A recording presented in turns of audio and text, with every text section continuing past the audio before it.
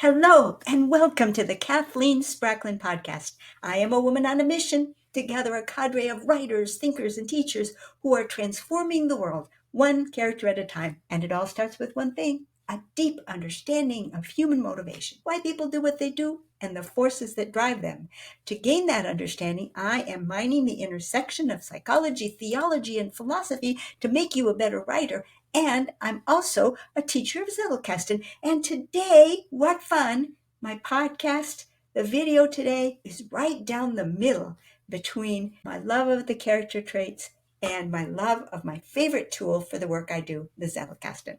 So what a treat. And what's more, the whole topic comes this time all the way from Norway, and a question that came out of my weekly newsletter to my subscribers who are interested in the character traits. And I mentioned the character trait that is going to be in my upcoming newsletter, the August 15th newsletter, which is the character trait of constancy. And in it, I talked about how I had that delightful experience that a Zettelkasten will give you when you see two completely what seem to be completely unrelated cards, that when you bring a third card into it, boom, they're all three connected and they all have something to say to one another. And it's just magical. It's exciting. It's exhilarating. It's like the Zettelkasten is a wonderful tool for your work, but man, to have a tool that pays you back in energy more than the energy it costs you to use it. Now that's some kind of tool. Isn't that a violation of the conservation of energy or something? I think physicists must wonder what's going on there. I think we're proving something very important. Well, I have to share this whole thing with you, and I've got some cards spread out on the table to do that. But I want to tell you a little bit about the title for this video is a new type of main card, the insight card. So the question that I'm answering tonight and what motivated this video is from Torgrim. Did I pronounce that right, Torgrim? Let me know. And what he wanted to know, and it was quite practical, was could he see the three cards that were involved? The two cards that seemed unrelated, and then the new card that bridged all three.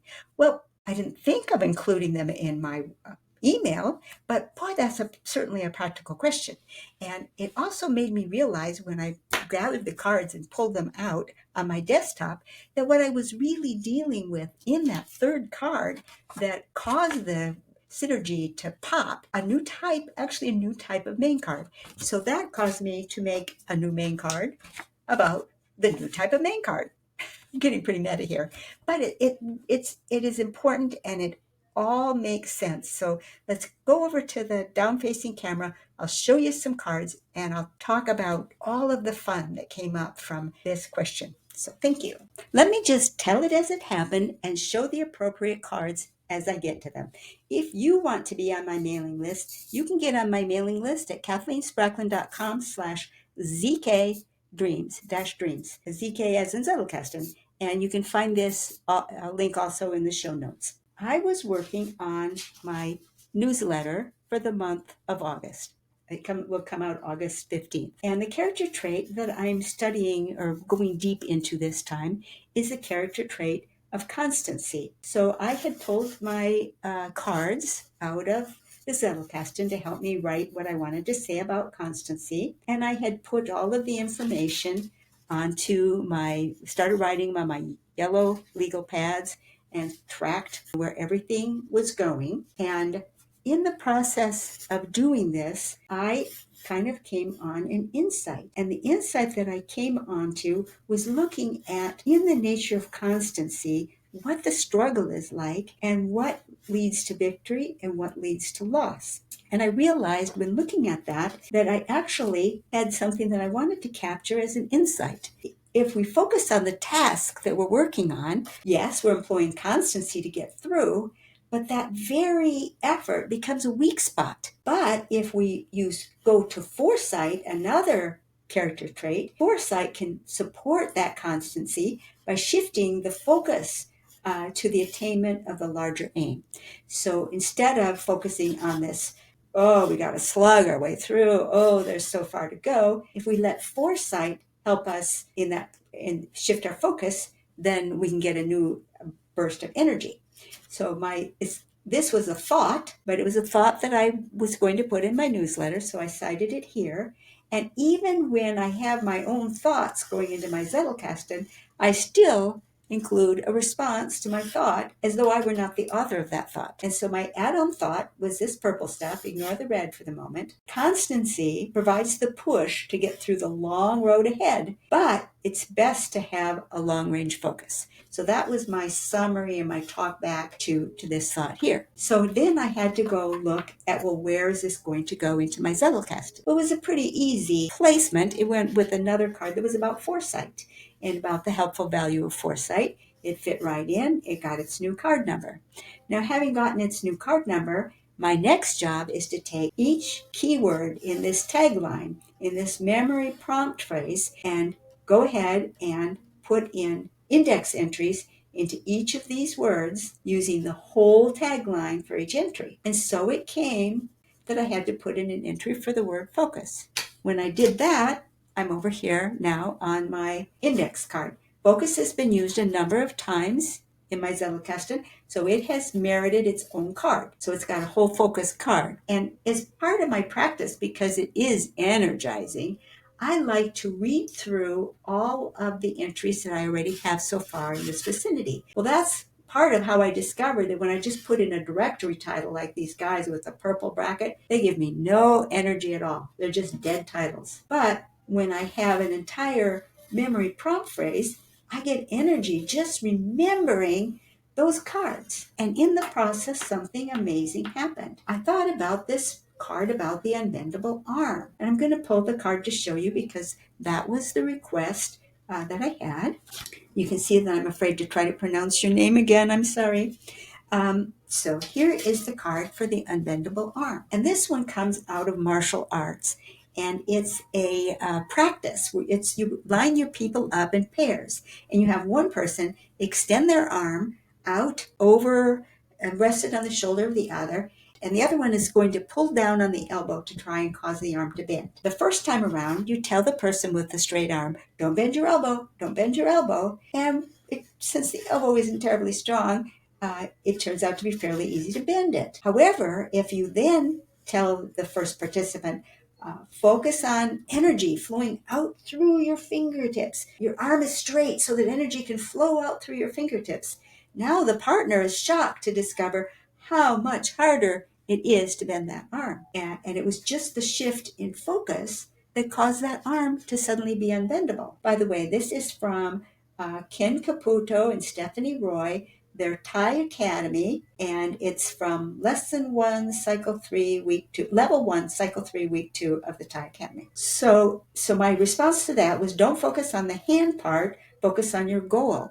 And having read that, that's where I got down to this, reading them down, and I got to this one with the unbendable arm. And all of a sudden I'm thinking to myself, wow, that's just like this foresight providing focus for constancy. Wow, that's actually an example of constancy. You're trying to be constant and holding your elbow straight, and it's not really foresight that's happening. It's a focus of energy flow, but it's very similar because it's about constancy being aided by a change in focus. So, fine, then I get down to the next card. How far you've come, the gain gives focus. Well, that's another card. This is a card that comes from a book, Dan Sullivan and Benjamin Hardy, and the book is 10x is easier than 2x. And one of the things that they say in the book, they talk about being in the gap versus being in the gain. And they mention that they have a whole book about that topic, but this book was 10x is easier than 2x that I was doing audiobook style. And being in the gap is going to lead to burnout because that occurs when you're measuring yourself against your ideal and you're always coming up short. Whereas being in the gain leads to energy and focus, and that occurs when you measure yourself by how far you've already come. And I thought that the interesting that the exact same current situation where you are right now could lead to burnout under one focus and could lead to a renewed commitment with a slightly different question set. So my tagline for this card was how far you've come, the gain gives focus. Now when these two both went down into my index here, I didn't pick up on the fact that these were actually quite closely related because I was thinking of the unbendable arm being, okay, you're focusing your attention on the arm. Whereas when we were talking about how far you've come, the gain, I was thinking that as being shifting your sights to your end result. And I was thinking that these were really two different types of focus. And I thought, oh, that's interesting. And I regarded it as an interesting nearly match. But after seeing this one, where foresight provides support for constancy, I can see that this one is absolutely an instance of foresight providing support for constancy. All three cards are, in fact, about foresight providing support for constancy by a changing focus. And that also caused me to come back in here, insert. It's not just by focus, it was by the change in focus. And so I inserted this extra word that wasn't in my tagline until I had indexed this entire phrase, not once, not twice, not 3 times, but 4 times. And on the 4th time, I hit absolute gold. And that gave me so much excitement and energy that it propelled my writing of that section in my August newsletter, and it provided me with something that I really wanted excitedly to share with my email subscribers so they could know what's coming. Well, today I decided to pull all these cards and offer to give you what they look like in this podcast, and I'm going to photograph them and send them off in an email to answer his question directly by email, since he asked it by email. But in the process of doing that, I realized that this card here was actually a new type of main card. It is an insight card. You probably know, and we saw an example whether you recognized it or not. When I am doing output from my Zettelkasten, that goes on a bib card. I am gathering output.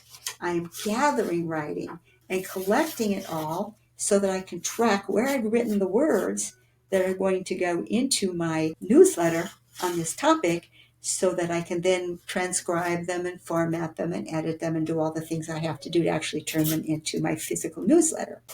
But what I realized was that this thought did not come out of a card that I pulled from my Zettelkasten on constancy. It was a fresh insight by going back through all the material I had in my Zettelkasten on constancy, caused me to have this sudden new insight. And so where is this insight in my Zettelkasten? Well, I put it on a card, because otherwise it would go into my newsletter, to be sure, but it wouldn't be in my Zettelkasten. So I made a card for it, and I decided it deserved a spot in my Zettelkasten. And not only that, the idea that a new insight that you get while you're doing output, that concept that a new insight deserves its own main card, was itself deserving of a main card. So I created that card. I've done this many a time, but I've never named them. And what I do with them is I've been using my R dot, although I might change this. J, this might become an I dot. What do you think? Insight. Yeah, I think this might be an I dot. PR for personal reflection, and then I just give the date. So I've been doing these, for as long as I've had Zeke over there. I've never made a main card noting this concept of an insight card. So Thurgram, I hope you enjoy this video made especially for you. I thank you very much for your question. I will respond to your email with an email with photographs of those cards, and everyone who is currently on my mailing list will get a copy of that. If you want to be on my mailing list, rush on over to kathleenspracklin.com/zk-dreams, and you can get on my mailing list. And also, I will include a link to this video so that if you want to see me butchering your name, I hope I'm not, you can see me there. Anyway, thank you so much, and thank you all of you. Bye-bye.